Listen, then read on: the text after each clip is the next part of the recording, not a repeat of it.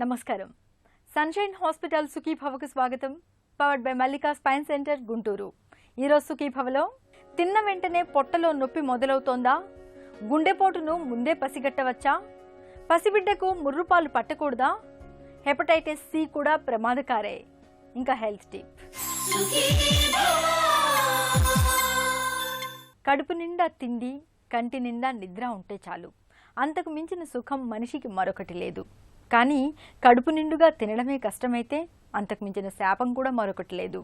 పిత్తాశయంలో రాళ్లున్నప్పుడు ఇలాంటి బాధే అనుభవంలోకి వస్తూ ఉంటుంది. తిన్న ప్రతిసారి పొట్టలో కుడివైపు అంతా నొప్పిగా ఉంటుంది. పైగా ఆ నొప్పి కుడి భుజంలోకి, అక్కడి నుంచి వీపులోకి పాకుతూ నరకాన్ని చూపిస్తుంటుంది. పొట్టలో భరించలేనంత నొప్పికి, వేదనకు కారణమయ్యే గాల్ స్టోన్స్కు కారణాలు, చికిత్స, పరిష్కార మార్గాల గురించి ఇప్పుడు తెలుసుకుందాం.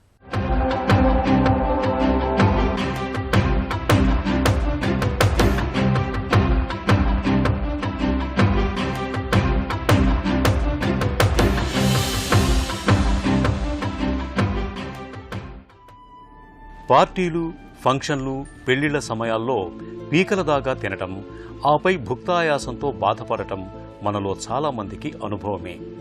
ఇలాంటి సమయాల్లో పొట్టలో కాస్తంత నొప్పిగా అనిపించటంతో పాటు ఆపై అజీర్తి బాధలు కూడా తోడవుతుంటాయి.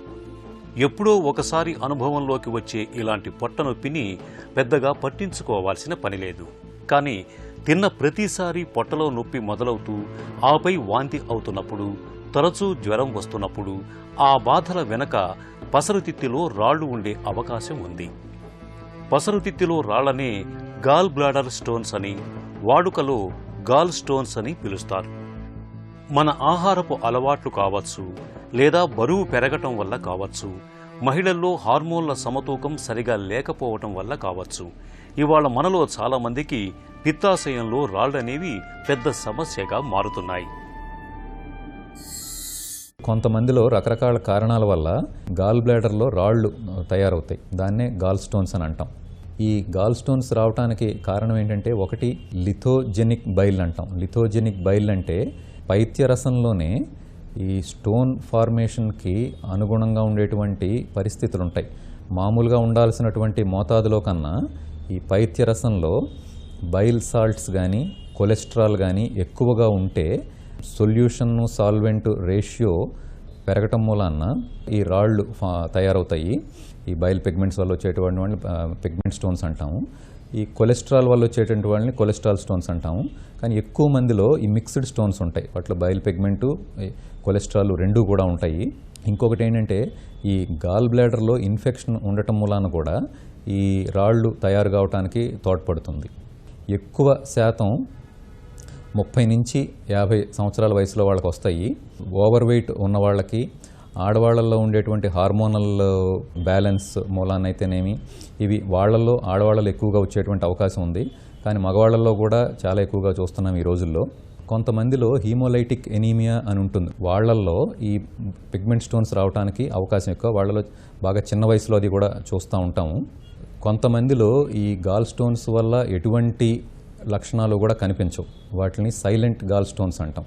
ఈ సైలెంట్ గాల్ స్టోన్స్లో సుమారుగా 100లో ఒక 20-25 మందికి దానివల్ల ఏదో రకమైనటువంటి ఇబ్బంది రావచ్చు.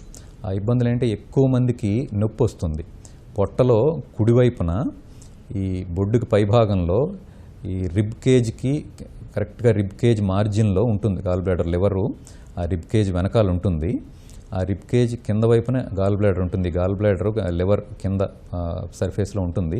సో ఆ ప్రదేశంలో నొప్పి వస్తుంది. కొంతమందికి బ్రెస్ట్ బోన్ అంటాం, స్టెర్నమ్, అది బ్రెస్ట్ బోన్ అని, దాని కింద కూడా రావచ్చు. కొద్దిమందికి కుడి భుజంలో కూడా దీనివల్ల నొప్పి రావచ్చు. ఈ నొప్పి కొద్దిమందికి వెనక వైపు రావచ్చు. పిత్తాశయంలో సాధారణంగా కొలెస్ట్రాల్ స్టోన్స్ అని, పిగ్మెంట్ స్టోన్స్ అని 2 రకాల రాళ్లు ఏర్పడుతుంటాయి. కొలెస్ట్రాల్ స్టోన్స్ అనేవి చూడటానికి పరిమాణంలో బాగా పెద్దగా ఉంటాయి. పిగ్మెంట్ స్టోన్స్ అనేవి బైలురూబిన్ ఘనీభవించటం మూలంగా ఏర్పడుతుంటాయి. ఇవి పరిమాణంలో చూడటానికి చిన్నగా కనిపిస్తుంటాయి. కొలెస్ట్రాల్ అధికంగా ఉన్న ఆహారాల్ని తీసుకుంటున్నప్పుడు, ఒంట్లో కొవ్వు కణజాలం ఎక్కువగా పేరుకుపోతున్నప్పుడు, ఏళ్ల కొద్దీ గర్భనిరోధక మాత్రల్ని వాడుతున్నప్పుడు, ఇలాంటి సందర్భాల్లో పిత్తాశయంలో రాళ్లు ఎక్కువగా ఏర్పడుతుంటాయి. పిత్తాశయంలో రాళ్లు ఉన్నప్పుడు పొట్టలో కుడివైపు భాగంలో చాలా తరచుగా నొప్పి బాధిస్తూ ఉంటుంది. తిన్న తర్వాత ఈ నొప్పి తీవ్రత పెరుగుతుంటుంది. ఆ నొప్పి వీపులోకి పాకుతుంటుంది. వాంతి అవుతున్నట్లుంటుంది. కొద్దిగా తినగానే కడుపు నిండిపోయినట్లుగా ఉంటుంది. ఈ లక్షణాలు కనిపిస్తున్నప్పుడు ఆలస్యం చేయకుండా డాక్టర్ని సంప్రదించి అల్ట్రాసౌండ్ స్కానింగ్ వంటి పరీక్షలు చేయించుకోవాలి. గాల్ బ్లాడర్లో ఉన్నటువంటి స్టోన్స్కి సైలెంట్ స్టోన్స్ అంటే ఏసిమ్టమాటిక్ స్టోన్స్ అయితే కనుక వాటికి ప్రత్యేకించేది వైద్యం చేయాల్సినటువంటి అవసరం ఏమీ లేదు. మల్టిపుల్ స్టోన్స్ ఉండి చిన్న వయసు అయితే ఆపరేషన్ చేయించుకోమని సజెస్ట్ చేస్తాము, కానీ కంపల్సరీ అయితే కాదు. వాళ్ళకి ఎప్పుడైనా ఈ నొప్పి కానీ వేరే రకమైనటువంటి సిమ్టమ్స్ ఎప్పుడైనా వచ్చినప్పుడు అప్పుడే చేయించుకోవచ్చు. సింగిల్ లార్జ్ స్టోన్ ఉంటే అది సేఫ్, ఎందుకంటే అది ఉన్న చోట నుంచి కదిలే అవకాశం చాలా తక్కువ. గాల్ బ్లాడర్లోనే ఉంటుంది. అది ఎప్పుడైనా వస్తే నొప్పి వస్తుంది, ఆ నొప్పి వచ్చినప్పుడే ఆపరేషన్ చేసుకోవచ్చు. తర్వాత గాల్ బ్లాడర్లో ఉన్నటువంటి స్టోన్స్ని డిజాల్వ్ చేయటము, బ్లాస్ట్ చేయటము ఇవన్నీ కూడా సరైన పద్ధతి కాదు. ఆపరేషన్ చేసి ఆ గాల్ బ్లాడర్ని తీసేయటమే సరైన వైద్యం. ఇది ఈ లాప్రోస్కోపిక్ పద్ధతిలో చేస్తున్నాం. లాప్రోస్కోపీ అంటే కీహోల్ సర్జరీ అని అంటారు. ఈ పొట్టలోకి చిన్న చిన్న రంధ్రాల్లాగా పెట్టి దానిలోకి సన్నటి పరికరాలు పంపించి ఈ కెమెరాలో చూస్తా ఆ పరికరాలతో లోపల గాల్ బ్లాడర్ని లివర్ నుంచి బైల్ డక్ట్ నుంచి సెపరేట్ చేసి దాన్ని బయటికి తీసేస్తాము. 100లో సుమారుగా 98-99 మందికి ఈ కాలంలో లాప్రోస్కోపిక్ పద్ధతిలోనే తీసేయటం జరుగుతుంది.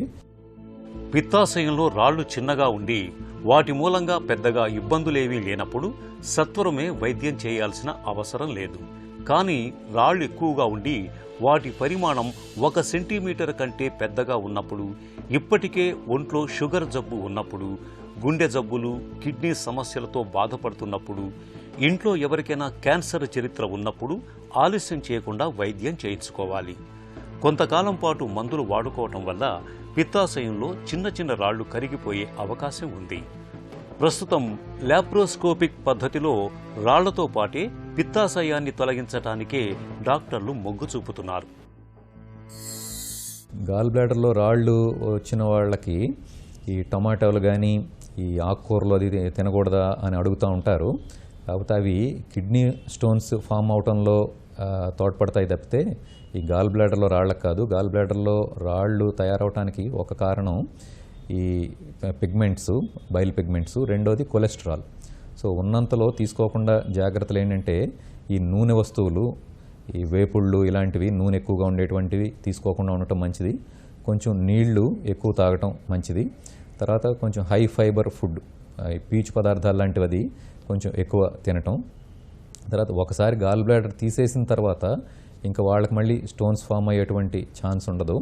చాలా కొద్ది మందికి ఈ గాల్ బ్లాడర్ ఆపరేషన్ అయిన తర్వాత 1000 మందిలో ఒకళ్ళిద్దరికి ఈ బైల్ డక్ట్స్లో రాళ్ళు తయారయ్యేటువంటి అవకాశం ఉంది. అంతే తప్పితే ఎక్కువ మందికి ఒకసారి అంటూ గాల్ బ్లాడర్ తీసేసిన తర్వాత ఇంకా ఈ రాళ్ళు రావటం జరగదు.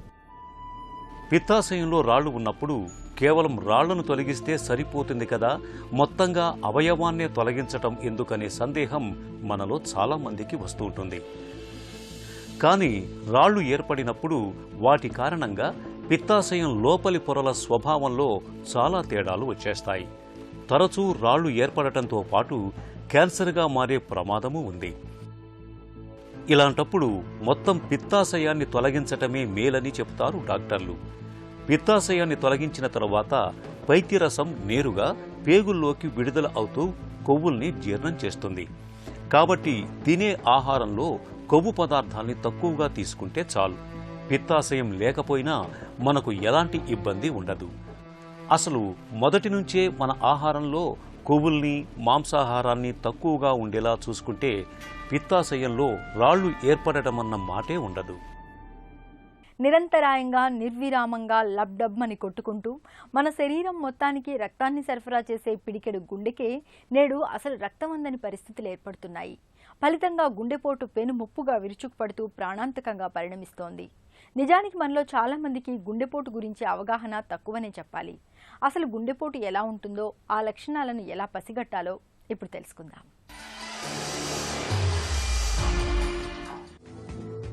మనకు ప్రాణాధారమైన పిడికెడు గుండెలో తుపాను చెలరేగినప్పుడు ఛాతీ భాగంలో పిండేసినట్లుగా తీవ్రమైన నొప్పి వస్తుంది. సాధారణంగా ఈ నొప్పి ఛాతీ నుంచి ఎడమవైపు భుజంలోకి, మెడలోకి, కింది దవడ భాగంలోకి, వీపులోకి విస్తరిస్తుంది. ఛాతీపై ఏదో పెద్ద బరువు పెట్టినట్టుగా ఒత్తిడిగా ఉంటుంది. అలాగే కడుపులో మంటను పోలిన బాధ ఉంటుంది. ఊపిరి సరిగ్గా ఆడదు. ఒళ్లంతా ఒకటే చెమటలు పడుతుంటాయి. గుండె దడగా ఉండి తల తిరుగుతున్నట్లుగా ఉంటుంది. ఛాతీలో నొప్పిని మనలో చాలా మంది గ్యాస్ ట్రబుల్ మూలంగా వస్తున్న నొప్పిగా భావిస్తుంటారు. చెమటలు పట్టకుండా ఛాతీలో నొప్పిగా ఉంటే అది గ్యాస్ నొప్పి అని, చెమటలతో కూడిన ఛాతీ నొప్పిని గుండె నొప్పి అని భావించవచ్చు. అయితే గ్యాస్ నొప్పిగా భావించి నిర్లక్ష్యం చేయకుండా ఛాతీలో నొప్పిగా అనిపించినప్పుడు సకాలంలో డాక్టర్ని సంప్రదించడం ఉత్తమం.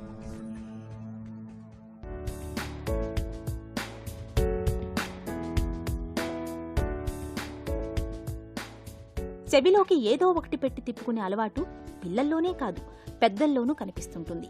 ఇలాంటప్పుడు కొన్ని సందర్భాల్లో పెన్సిళ్లు, బలపాలు, పుల్లలు, పిన్నీసుల వంటివి చెవిలోపల ఇరుక్కుపోయే ప్రమాదం ఉంటుంది. అలాగే నిద్రపోతున్నప్పుడు చెవిలోపలికి చీమలు, చిన్న చిన్న పురుగులు కూడా దూరిపోతుంటాయి. తీవ్రమైన నొప్పి, భరించలేని బాధను కలుగచేసే ఇలాంటి పరిస్థితిలో వైద్య సాయం పొందడానికంటే ముందుగా కొన్ని ప్రత్యేక జాగ్రత్తలు తీసుకోవాలి. తలను సాధ్యమైనంత వరకు కిందకు వంచి ఉంచాలి. పుల్లలు, పిన్నీసులు వంటివి చెవిలో ఇరుక్కొని బయటకు కనిపిస్తున్నప్పుడు మెల్లగా లాగుతూ తీసేయడానికి ప్రయత్నించాలి. బయటకు కనిపించినప్పుడు లోపలికి ఏదో ఒకటి పెట్టి కెలక్కూడదు. ఇలా చేయడం వల్ల ఇరుక్కున్న వస్తువు మరింత లోపలికి వెళ్లే అవకాశం ఉంటుంది. చీమలు, పురుగులు చెవిలోపలికి చేరి కదలాడుతున్నప్పుడు 2-3 చుక్కల ఆలివ్ నూనెను కానీ, బేబీ ఆయిల్ని కానీ చెవిలోపలికి పోయడం మంచిది. ఇలా చేయటం వల్ల అవి చనిపోతాయి. పరిస్థితి ప్రమాదకరంగా మారకుండా ఉంటుంది. చీమలు, పురుగులు కాకుండా వేరే వస్తువులు ఏవైనా ఇరుక్కున్నప్పుడు ఆయిల్ పోయకూడదు. బయటకు కనిపించకుండా చెవిలోపల వస్తువులు ఇరుక్కున్నప్పుడు సాధ్యమైనంత త్వరగా ఆసుపత్రికి తీసుకెళ్లాలి. అమ్మపాలు అమృతంతో సమానమని, బిడ్డపాలిట సంజీవని అని చెప్పుకుంటాం. అందులో సందేహం లేదు. అయితే బిడ్డ పుట్టిన వెంటనే తల్లి రొమ్ముల నుంచి స్రవించే ముర్రుపాలను మనలో చాలామంది బిడ్డకు పట్టించరు. పసిబిడ్డ తాగకూడదని ముర్రుపాలను పిండి పారబోస్తూ ఉంటారు. నిజానికి ముర్రుపాలు పసిబిడ్డకు చాలా చాలా అవసరమని చెప్తారు డాక్టర్లు. ముర్రుపాలను బిడ్డకు పట్టించకూడదన్న నమ్మకంలో నిజానిజాల గురించి సీనియర్ గైనకాలజిస్ట్ డాక్టర్ బాలాంబ గారి మాటల్లో ఇప్పుడు విందాం. మామూలుగాను ఆడవాళ్ళు చాలా అపోహలు పడతారండి. అందులో ఈ మురుపాలది కూడా ఒకటి. కాన్పు తర్వాతనే ఈ మురుపాలన్నీ వస్తాయి. ఈ మురుపాలలో కొవ్వు పదార్థాలు ఎక్కువగా ఉంటాయి. 1-2 చుక్కలే వస్తాయి ఈ మురుపాలన్నవి. దాంట్లో బలవర్ధక పౌష్టికాహారాలు చాలా ఉంటాయి కాబట్టి బిడ్డకు అవి సరిపోతాయి. 24 గంటల నుంచి 48 గంటల వరకు కేవలం ముర్రుపాలతోనే బిడ్డకి చాలాను కావలసినటువంటి పౌష్టికాహారాలన్నీ అందుతాయి. అలాగే ఎనర్జీ కూడా వస్తుందన్నమాట. దీని మూలంగా ఏమవుతుందంటే తర్వాత రోగనిరోధక కణాలు కూడా వెళ్తాయి కాబట్టి జబ్బులు రాకుండా కూడాను నిరోధించే కణాలు పిల్లల్లో పెరుగుతాయన్నమాట. కాబట్టి ఈ బిడ్డలు వెంటనే పుట్టిన వెంటనే సిజేరియన్ అయినా సరే, మామూలు కాన్పు అయినా సరే, ఒక అర్ధగంట లోపల కూడా చనుబాలకి మొదలు పెట్టించాలి అని మేము చెప్తాము. దీనివల్ల ఇంకొక ఉపయోగం ఏంటంటే మురుపాల్లో ఉండే పౌష్టికాహారాలే కాకుండాను తల్లికి బిడ్డకి కూడాను అనుబంధం పెరుగుతుంది. తర్వాత బిడ్డకు కూడా వెచ్చదనం అన్నది చాలా ముఖ్యం. ఈ సమయంలోనూ ఆ వెచ్చదనం కూడాను చాలా ఎక్కువగా అందుతుంది. కాబట్టి రొమ్ము పాలన్నది వెంటనే మొదలు పెట్టాలి. ఇంకొకటి ఏంటంటేను మురుపాలు ఉంటాయి కాబట్టి మనం పాలు పట్టించకూడదు అని ఒక మొదటి 3 రోజులు పాలు పట్టకపోతే తర్వాత పాలు పడకపోవచ్చు అసలు. ఎందుకంటే పాలు పడడానికి దోహదపడేది బిడ్డ చనుబాలు తాగడం అన్నమాట. బిడ్డ ఎప్పుడైతే పాలు తాగుతూ పోతుందో అప్పుడే పాలు కూడా ఎక్కువగా తయారవుతాయన్నమాట. ఎప్పుడైతే వీళ్ళు మొదటి 3 రోజులు పాలు తాపరో అలాంటప్పుడు వాళ్ళకి పాలు కూడాను రాకుండా ఆగిపోవచ్చు. హెపటైటిస్ అనగానే మనందరికీ ముందుగానే హెపటైటిస్ బినే గుర్తుకొస్తుంది. అయితే హెపటైటిస్ ఇన్ఫెక్షన్లలో బి వైరస్ లాగే సి వైరస్ కూడా ప్రమాదకరమైందిగా చెప్తారు డాక్టర్లు. కాలేయాన్ని కబళించడంలోనే కాదు, రక్తంలో కొలెస్ట్రాల్ స్థాయిల్ని పెంచడంలోనూ, తద్వారా గుండెకు సమస్యలు తేవడంలోనూ హెపటైటిస్ పాత్ర ఉందని అనేక పరిశోధనలు వెల్లడిస్తున్నాయి. సకాలంలో గుర్తించి సత్వరమే చికిత్స మొదలుపెట్టడం ద్వారా తేలిగ్గా నివారించుకునే హెపటైటిస్ సి ఇన్ఫెక్షన్ గురించిన పూర్తి వివరాలని డాక్టర్ని అడిగి ఇప్పుడు తెలుసుకుందాం.